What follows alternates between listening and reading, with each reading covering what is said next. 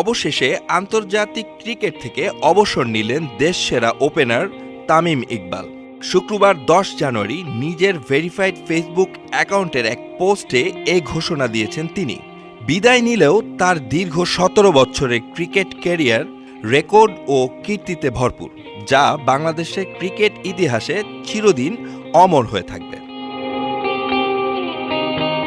তামিম বাংলাদেশের একমাত্র ব্যাটার যিনি টেস্ট, ওয়ানডে ও টি-20 তিন ফরম্যাটেই সেঞ্চুরি করেছেন।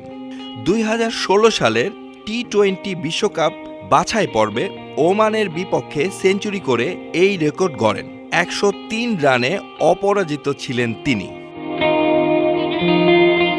তিন ফরম্যাট মিলিয়ে তামিমের রয়েছে সর্বোচ্চ 25টি সেঞ্চুরি এবং 94টি হাফ সেঞ্চুরি। মোট 50 ছোঁয়া ইনিংসের সংখ্যা 119টি, যা বাংলাদেশের মধ্যে সর্বোচ্চ। ওয়ানডেতে বাংলাদেশের হয়ে সবচেয়ে বেশি সেঞ্চুরি 14টি। এছাড়াও টানা 3 টেস্ট সেঞ্চুরি পাওয়া বাংলাদেশের একমাত্র ব্যাটার তিনি।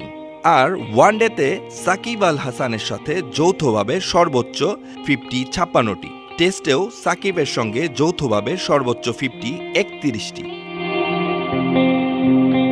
বাংলাদেশের ইতিহাসে প্রথম ক্রিকেটার হিসেবে আন্তর্জাতিক ক্রিকেটে 15,000 রান করার কৃতিত্ব অর্জন করেছেন তামিম। মুশফিকুর রহিম পরবর্তীতে তার সঙ্গী হলেও দীর্ঘ সময় ধরে তিনি ছিলেন শীর্ষ রান সংগ্রাহক। তবে ওপেনারদের মধ্যে বাংলাদেশের সর্বোচ্চ রান সংগ্রাহক তিনি। 2023 সালে আফগানিস্তান সিরিজ চলাকালীন আচমকা সব ধরনের ক্রিকেট থেকে অবসর নিয়ে নেন তামিম। তখন তিনি ছিলেন দলের অধিনায়ক। এ সময় তুমুল আলোচনা তৈরি হয় এ ঘটনায়। পরদিন ঢাকায় তখনকার প্রধানমন্ত্রী শেখ হাসিনার সঙ্গে দেখা করেন তিনি। বেরিয়ে এসে জানান সিদ্ধান্ত পরিবর্তনের কথা। এরপর ওয়ানডে বিশ্বকাপের আগে ঘরের মাঠে নিউজিল্যান্ডের বিপক্ষে সিরিজে 2 ম্যাচ খেলেন তিনি। তবে সাকিব আল হাসানের সঙ্গে তার দূরত্বের খবর ঘটনা অন্যদিকে মোড় নিয়ে নেয়। তামিমকে ছাড়াই বিশ্বকাপ খেলতে যায় বাংলাদেশ।